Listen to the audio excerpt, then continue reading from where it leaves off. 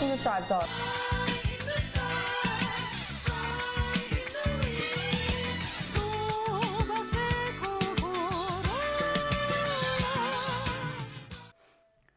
Good morning, everyone, and welcome back to Tribe Talk. I am Mia Omer. Today is Wednesday, October 29th, day 3. We will be following an odd-day schedule. Now let's get over to Amira for the lunch and Angela for our weather walk. Hi, I'm Amira Camarina. Today we'll be having beef barbecue, fries with coleslaw, or a hoagie for lunch. And now let's get over to Angelo for the weather. Good morning, Upper Perk. Welcome to Angel's Weather Walk, where I tell you the weather as I walk to school. Today's going to be a high of 58 and a low of 41 with around 23-mile-an-hour winds for the day today. It's going to be pretty cloudy all day today, and that's going to be more and more evidence of it coming into these winter months, so just make sure you stay bundled up unlike me. Have a good day, Instagram. Thanks, guys. Now let's get into our top stories with Cohen.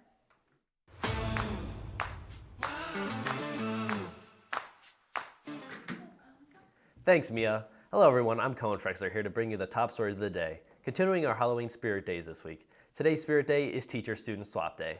Tomorrow's Spirit Day will be Halloween Costume Contest. Winners will be rewarded with prizes. Here is some more information on it.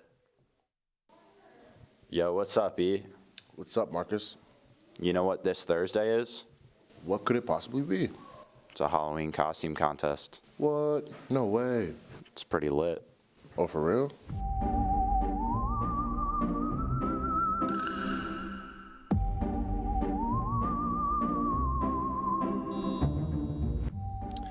Who am I here with today?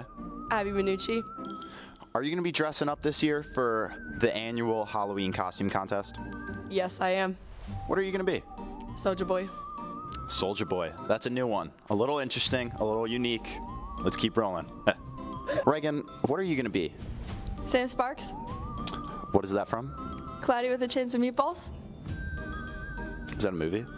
Yes, it is. It's a very swag one. There's like lots of meatballs and clouds. What are you going to be for Halloween? I'll be a gorilla for Halloween. Are you going to be entering the Halloween costume contest? Maybe. Do you know when it is? Nope. Let me tell you, it's October 30th. Wow. During IE. Really? Hey, we'll see you there. I guess so.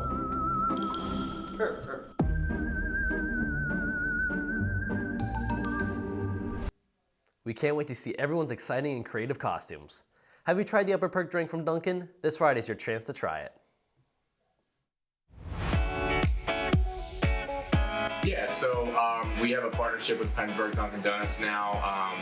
They did where they sponsored a drink kind of named after the building, the Tribal Breeze, and it's not a food truck exactly. It's called their Cruiser, I think is what they call it, and it's a sampling of the drink. So what they'll have here is like free samples of the signature drink, the Tribal Breeze, which is what was named after Upper Perk. So the plan is to try to have them here on Halloween, right around dismissal time, and set them up over in the student parking area. Once we confirm that, we'll send out specific details, but that's kind of the plan right now.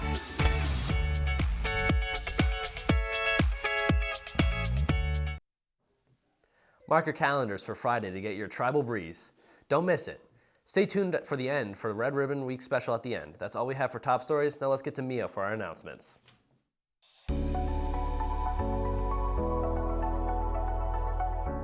Thanks, Cohen. Drama Club auditions for the Addams Family musical are coming up. If you are interested in singing and dancing, sign up for a time slot November 5th and 6th. If you are interested in only dancing, come to auditions on November 7th from 3 to 5 p.m. Auditions will be held in the auditorium, so if you would like to sign up, use the Addams Family audition sign-up link. The AP exam registration due date is coming up. Deadline for payments is this Friday, October 31st. It's $99 per exam. If you are a part of the reduced lunch fee program, then AP exams are only $53. The late exam fee is $40 per exam. Exams are scheduled to take place on or around March 13th, 2026. To pay for exams, go to the school's counseling office. Cash or check is accepted. You can also go to Parent Square payment option attached to the AP exam message to submit your payment electronically. There will be a Penn State University application assistance meeting today in Mrs. Traub's room, room 200. Be sure to sign up in Naviance if you need help with any portion of the application. The early action deadline for these applications is November 1st, so don't wait. Attention to all juniors. There will be an information session tomorrow during IE for anyone who wants to learn about the Early College Academy program through Kutztown. Friday is a 3-hour early dismissal. The school day will be ending at 11:30. Finally, Perk Pals will be hosting its 5th annual Fall Fest on November 5th from 2:30 to 3:30 in the gymnasium. That's all for announcements. Now let's get into some sports updates with Cohen.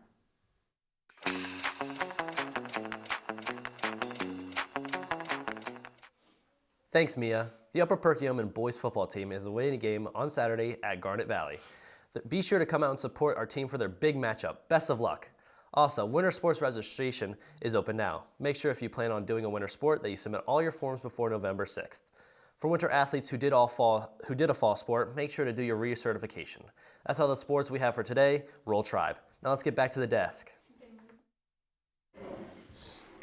That's all we have for Tribe Talk today. Thank you for watching. As always, if you have any announcements you would like to see on Tribe Talk, please feel free to scan the QR code outside of Mrs. Heron's room to submit your information. For more news and fun Tribe Talk content, follow us on Instagram at Upper Perk News. We can't wait to see you there. Don't miss the Red Ribbon Week special right now. And from all of us here at Tribe Talk, have a whimsical Wednesday. I'm Queen Harrison from Richmond, Virginia, and competing is my natural high.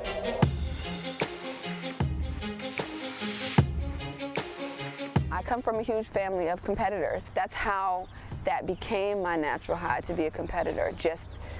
You're just around it all the time. It just becomes a part of you.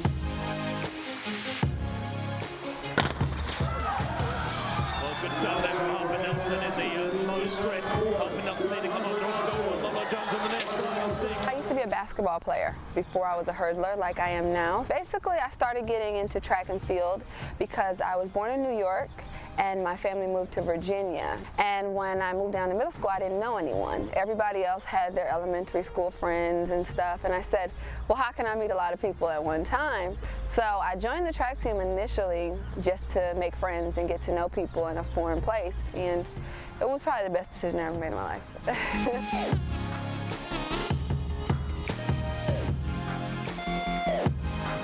My main goal was to obtain a full scholarship to a university, and I started that game plan in the 10th grade when I quit basketball and when I decided to put all my energy into track and field. So I set that goal for myself in 10th grade. Now, there were hiccups, there were ups and downs, but I think as soon as you put a goal in your head and you speak it, I say you speak things 3 times, okay, full ride, full ride, full ride. Okay, everything I'm doing is just gonna innately go toward me getting a full scholarship. By setting that goal at a young age, it allowed me to navigate around the distractions that could present themselves in high school, i.e. alcohol or drugs. Here comes Queen Harrison. Harrison moving through. She can get it. My dad actually struggled with some issues with that. He was a veteran from the Vietnam War, and when he came home, he struggled with PTSD. Basically, he was just kind of always on edge and get flashbacks of being out there on the battlefield, and those types of things you don't want to bring home with you. He got into a system of being able to mask it with alcohol and things, and just seeing how that affected him, and it just never was an option for me. I realized that no matter how bad the feelings are, the emotions are, it's so much better to feel them than to try to numb them and not feel them. And once I came to that conclusion, I knew drugs and alcohol was never an option for me, because all that will do is numb the pain or, you know, give you a temporary feeling of being better. And then as soon as it wears off, what do you do next? You got to do it again, you know what I mean? It's just never been an option for me. I always had a lot of hustle and a lot of fight in me because I always wanted to win, whether I was the best or not. So once you put a goal in your head and realize that doing alcohol or drugs is only going to take you away from that goal, it makes it so much easier to annihilate those things out of your life. Think about what you like to do, what brings you joy, what makes you laugh, what makes you have fun, whether it's singing, whether it's competing and running the hurdles, and think about how that makes you feel. Okay, so why do you need to supplement that? Why would you need to try to obtain that if you can legitimately go out there and sing or go out there and compete and get that feeling? For anybody to be successful, I think it's a direct reflection of who you surround yourself with. Put your blinders on to those negative people and don't allow them into your circle. And my number one circle is always my family, my sisters. We're so tight-knit. I cannot talk about it enough. Those are my best friends from today to tomorrow to the end because they have my back no matter what. By starting with that foundation as my circle of friends and role models, and I see how they handle ups and downs. We just have to be like-minded on how we approach drugs and alcohol and realize that they're not for us, and at the same time be very different in personality so that I can grow from each person. Winning the Bowerman was a huge accomplishment for me. It's a fairly new award, but it means so much because people reference it to as like the Heisman of track and field.